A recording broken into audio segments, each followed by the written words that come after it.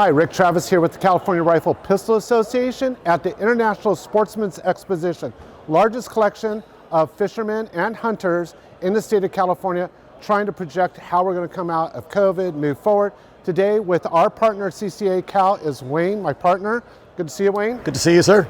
And we're going to be talking about what we're trying to do jointly and collaboratively to help youth get back out into the wilderness and start to get into this sport where they want to stay, whether it be fishing, hunting, or both, because there's people that actually do both.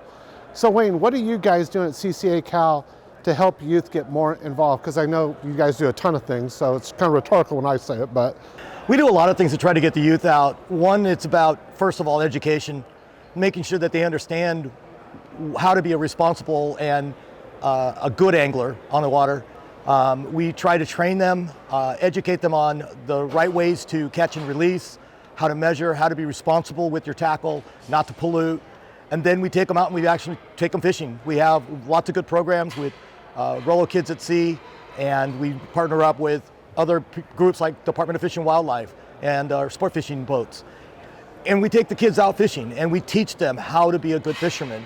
And then we teach them how to take care of that fish, how to prepare it, what to use it, how to take care of it before they get home, and then what to do when they get home. So we take them full circle through the life cycle, as you say, of the fishing industry, of the fishing sport. What are some of the barriers that you're finding? Are there economic barriers? Are there just proximity barriers? What are the big barriers that you guys fight? And we'll get to the politics, because I know that's one of them, but. Yeah, it's all of the above. The one thing about fishing, it's one of the few sports that's completely inclusive. Demographics, age, race, income, it doesn't really matter. Everybody can go fishing. They have the opportunity to go fishing.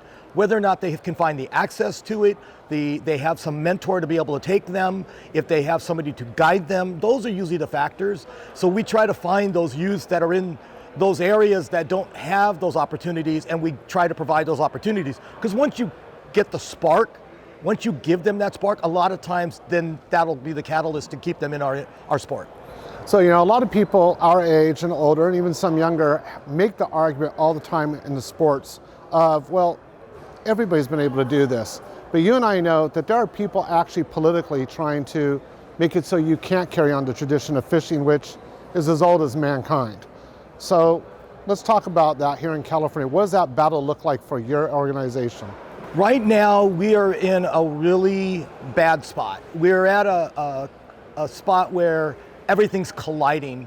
We have so many programs, we have so many events happening. A good example, we have the 30 by 30 movement, and we're trying to figure out why they keep fighting responsible recreational activities on the water, why the MPA Decadal Review, the MPAs keep trying to prevent fishing, no-take zones. We're gonna have wind farms up in central and northern California, which will become restricted fishing areas. We have the Chumash National Marine Sanctuary proposal, but the National Marine Sanctuary areas within California don't count towards our state, local 30 by 30 goals. So the only things that are counting right now are the 16% of MPAs. So all of these things are colliding. On top of every year there's 2,500 bills in our state legislature introduced. Right. And every year we're having to go pick through all those 2,500 to find the ones that could have a little bit in there that will restrict some type of fishing activity, outdoor activity, indirectly sometimes even, that you don't realize would have an effect to us. One of the things on that though is I think a lot of people also don't understand why you provide all these opportunities, not just for the youth, but for, I've seen you guys do it for people that are disabled, veterans, and other groups. Just like we do at CRPA, but I also have noticed that you guys are finding something similar to us, and that is that people don't realize the conservation work you do. Like, you know, you get billed a lot, and I watch it because we sit on meetings together, of where you guys get billed at like where you're just consumptive users, mean to the general public, you're just consuming, you're doing nothing for the future. That's so far from the truth. Right. You know, it's bad because all of a sudden consumptive users became the enemy for some reason, even though we started conservation. Right. We pay for it through our licensing and our excise tax efforts. We are the ones who started the regulations in whether it's hunting or fishing, because we understood that we want a sustainability of our sports. We want a future of our sports. To do that, you have to regulate them. You have to watch your consumption. You have to put in bag limits and tag limits and all those kinds of things. And we make sure to try to do proper science. And that's what's being abused right now, is that science for favoritism towards preservation, not conservation. And that's been a factor that has been plaguing our side for a while now that we keep trying to fight. Now, what are we trying to do? We're trying to make them understand that we're not the enemy. Responsible consumptive uses or responsible recreational uses are not a problem. That's why we do fisheries management. That's why you do hunting management. Right. We give back. What do? We try to do reefing. We try to do mitigation work with eelgrass, or we try to go out there and take care of our hatchery programs. We support the hatchery program down in San Diego, which is the white sea bass program. We're trying to expand it into white halibut, the California halibut, which is up on the list of species that they're watching to do fisheries management on, because they think that there may be a beginning of an issue there.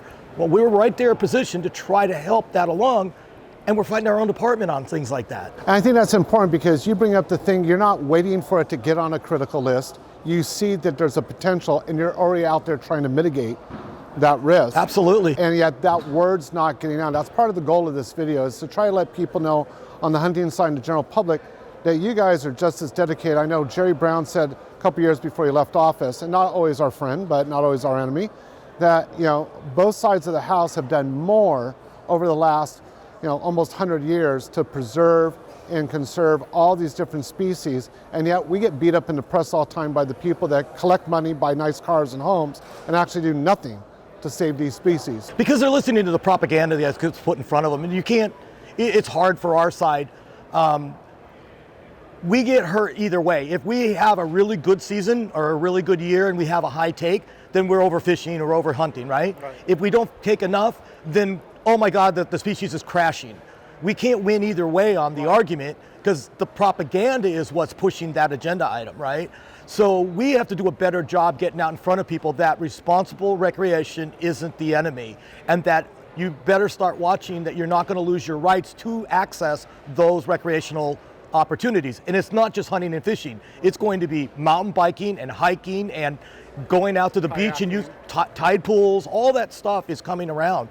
They want to turn it all into aquariums, or something like that. They just want you to be able to go view it, but they won't let you recreate within it. So be careful, because they're starting to really wind down on all of us. The boating industry right now, our sport fishing fleet, they're going under California Air Resources Board proposal for a Type 4 engine that doesn't even exist. And they're putting the screws to those guys.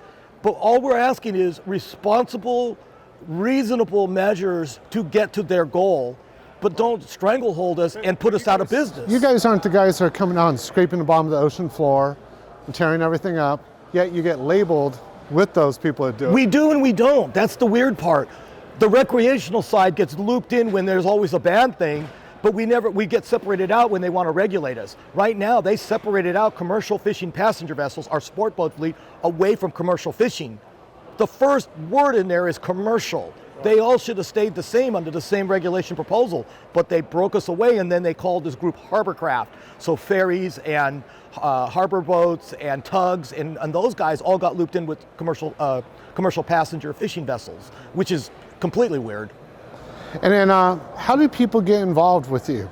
We're a membership organization. We started in Texas 43 years ago, and now we're in 19 states, California being the latest state to come on board in 2015. It costs $35 to start. You can go up on our website, CCACalifornia.org, or go to the national site, joincca.org, and you can go get a membership right there. And they go up from $35 up to lifetime members that start at $1,000. But we also have other programs to try to get people involved. And just like you guys, we have to do all of our fundraising. So we try to make it as easy as possible. We have this thing called Contribute to Conservation, where you can just put a credit card and take monthly payments as little as $10 a month, and it just goes off. It's like doing a luncheon. And that money stays here in California? Stays in California. That's the whole point. It doesn't go back to national. It stays here for our fight in California.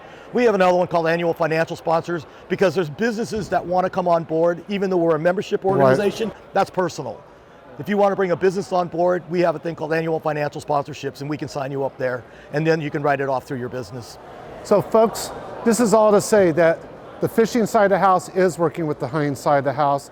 Wayne's a partner, good friend of mine and the organization and all of you. And so please, if you're out there fishing, whether it be once a year or every weekend, join CCACAL and help get into this fight. Thank you.